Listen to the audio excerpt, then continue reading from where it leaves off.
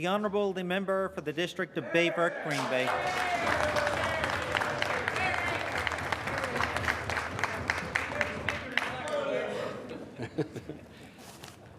Good afternoon. Mr. Speaker, it's with great pride and humility that I rise today in this wonderful place, entrenched with so much rich history of our Newfoundland and Labrador, to give thanks and express my sincere gratitude to the wonderful people in the new district of Baie, Verte-Green Bay, my district, Mr. Speaker, for bestowing upon me the honour to represent them in this House of Assembly. From Lassie in the northeast to Brighton in the south, we are fortunate to reside in an electorate that is vast and diverse and abounds with many of nature's gifts. There is a rich diversity of industry across the landscape. I would be remiss, Mr. Speaker, if I didn't take the opportunity this time to thank former MHAs Kevin Pollard and Ray Hunter for providing representation for the district of Baie, Verte-Springdale and of Windsor, Green Bay South, now the new district of Baie, Verte-Green Bay. Mr. Speaker, one of the most striking features of my district is its natural beauty. There are 42 communities, of which 41 are directly situated on the salt water. It is only the small community of Shepherdville, near the turnoff to the scenic Baie Verte Peninsula, that has no direct connection to the ocean. It is a humbling experience to have been elected to represent an area that I love and have lived in for most of my life. To the people of Baie, Verte-Green Bay, my pledge to you is that I will represent you to the best of my ability. I commit to being a strong voice on issues that affect our lives, our families, our region, and most importantly, our future. Together, we will work through our challenges and opportunities. We will endeavour to earn your trust and your confidence in our new Liberal government. Madam Speaker, we must all remember that we stand here in this place as common people, holding our province's common hopes, our common future, and commissioned to build a better Newfoundland and Labrador. We must all embrace the spirit of what it means to be proud Newfoundlanders and Labradorians. Our story is one of determination and resilience, often against the odds. In realizing the economic and social potential of this province, we must believe in ourselves and plan together for a sustainable future. Madam Speaker, I stand here today, a product of my family, of the heritage of my ancestors, but also of the community that raised me. My parents, Harold and Margaret Warr, left St. John's in 1964 with 3 of their children to start a new life in Springdale. My father had been employed with Newfoundland Light and Power as an engineer, but was offered a position with his family's business, George Warr Limited. My great-grandparents, George and Mary Ann, started the business in the tiny town of Pilly's Island in 1908, but relocated to Springdale in 1910 after the closure of the pyrite mine. They never looked back. My great-grandfather took great pride as a carpenter and was a skilled boat builder who had a total of 42 vessels of various sizes to his credit. He also built churches, and one still stands today in the small community of Fortune Harbour in MHA Dean's District. The Catholic Church there has stood the test of time. My great-grandmother, along with her sons, worked the business and together built it to be one of the most successful businesses in the district. My mother's family were deeply rooted in the railway, and my grandfather, Jack Collins, was a well-respected engineer with the Newfoundland Railway Company. After the move to Springdale, Mom gave birth to my 3 youngest siblings, but always traveled back to her home of St. John's to do so. She's very proud of her townie roots and also proud to say that 6 of her children were born at St. Clair's Mercy Hospital. So I guess, Madam Speaker, you can say I was born a townie, but proudly raised a Baieman.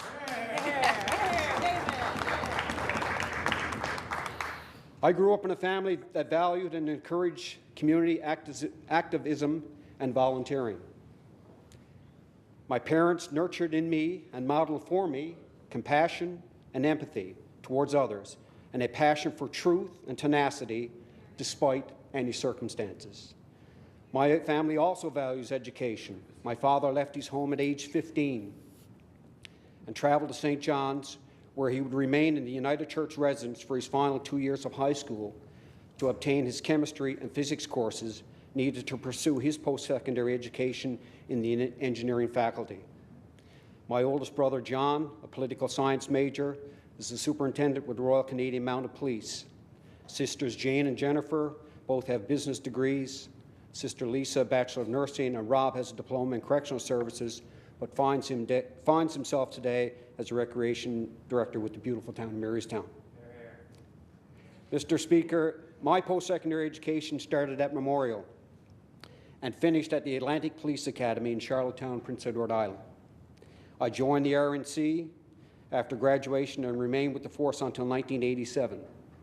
While stationed in Corner Brook, I was offered an opportunity by my father to return home to Springdale, to the family business, and something that I had anticipated and always looked forward to.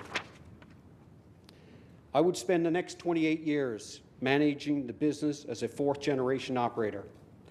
The business was a real education for me, and I put many hours of unpaid time into it. Madam Speaker, thought nothing of it. It was my passion. Madam Speaker, the highlight of my career in business came in 2008, when my great-grandparents were inducted into the Junior Achievement Business Hall of Fame. I was honored to accept on behalf of my family, and it wasn't just receiving the award that was so special. It was the timing of the occasion.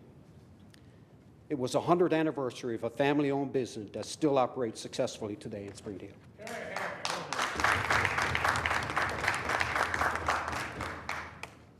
Madam Speaker, I believe today small business, who I will describe as the quiet heroes of our provincial economy, is the engine room of that same economy. It is my belief that a strong, innovative small business sector is key to ensuring the health of this province. Madam Speaker, the greatest wealth is health. No doubt the author was referring to the health of an individual. No doubt the author of this was referring to the health of an individual, but there is no doubt truth in the greatest wealth of a family is health, or of a community, or of a province. I would like to discuss the two variables mentioned herein, wealth and health. We would all agree wealth symbolizes prosperity, autonomy, and a good return on investment. In Newfoundland and Labrador, nearly 40 cents of every dollar spent is spent on our healthcare system. Are we getting value for money well spent? Why is it, Madam Speaker, that some health systems are getting so much more for their money than others? The Swiss spend $9,000 per person on health care, yet other countries have similar health outcomes with a fraction of the cost. In Newfoundland and Labrador, we spend just over $4,000 per person on health care. What factors have been shown to provide more health for less cost? First, having a strong primary care system is one of the most important factors. Easy access to a family physician and nurse practitioners, and have all partners working collaboratively. Second, using technology to contain costs is important for highly efficient healthcare systems. Becoming technologically connected and building information sharing systems is important for all stakeholders within healthcare. Finally, having a system where healthcare outcomes are linked to remuneration has shown to provide more health for dollars spent. In the Baie-Green Bay District, we are working hard to strengthen our primary care system. Through innovative design, we will have the first adopter of the TELUS electronic medical record at Main Street Medical Clinic in Springdale. Innovative use of technology within primary care eases the flow of communication, holds physicians more accountable about documentation, and improves patient outcomes through improved information sharing. We continue to have valued relationships between private and public partners in healthcare.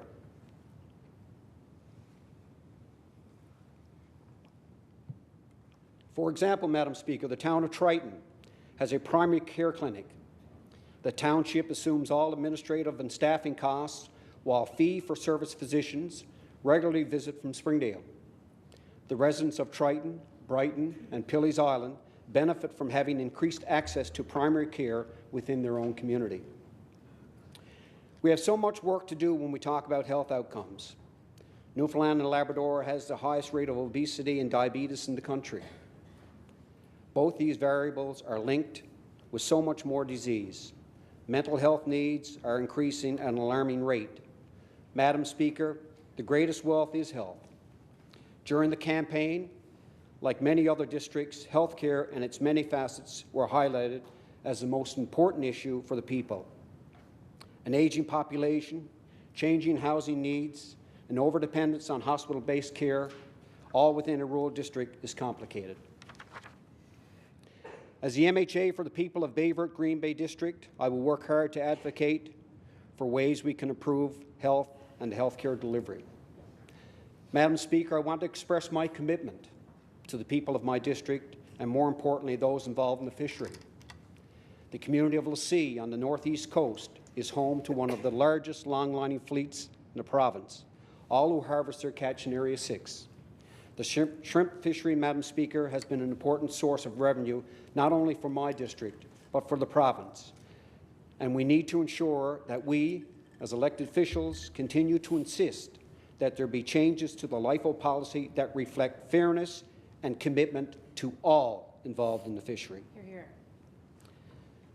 Madam Speaker, my district is home to only a handful of operating mines within the province.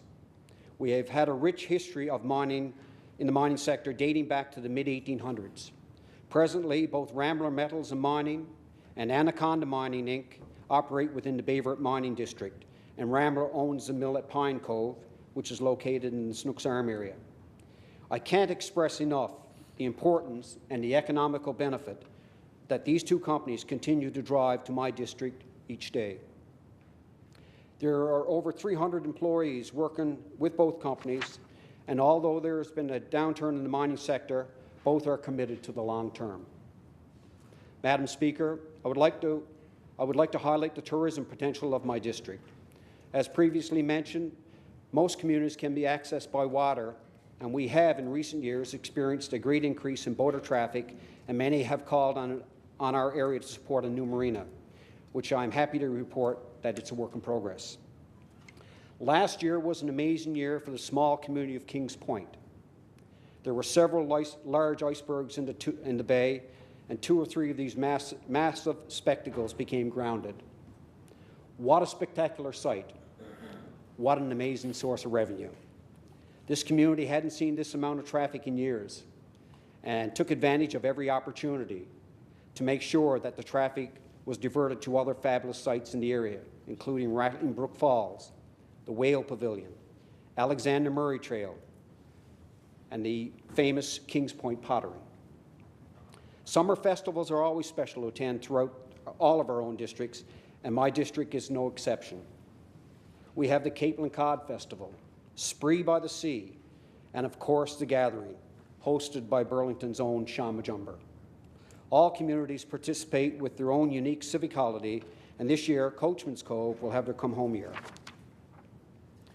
I would like to express my thanks and appreciation to the Verte-Green Bay Liberal Association for all their assistance, and to my amazing election team. Although we were small in numbers at times, we made up with determination and hard work. Thank you so much for your guidance, understanding, and commitment to me and my dream. Elections can be tough on candidates, and even tougher on families. I'm blessed to have the enduring support and wise advice of my beautiful wife, Judy, and to my daughters, Karen and Amanda. You both remind me every day how proud I am to be your dad, and how lucky we are to have you both. Madam Speaker, I'm not the first in my immediate family to enjoy the confines and work in this House of Assembly. Both my daughters were fortunate to hold page positions while attending Memorial. Cara in 2006, 2007, and Amanda in 2010, 2011. It was an experience that they will never forget. And I hope I can make them just as proud with the work that I'm doing here. I also thank the officers and staff of the House of Assembly for their assistance in my transition here, and whose commitment to their work is admirable. I look forward to working with all my colleagues and to make our province and our communities a better place to live. Thank you, Madam Speaker.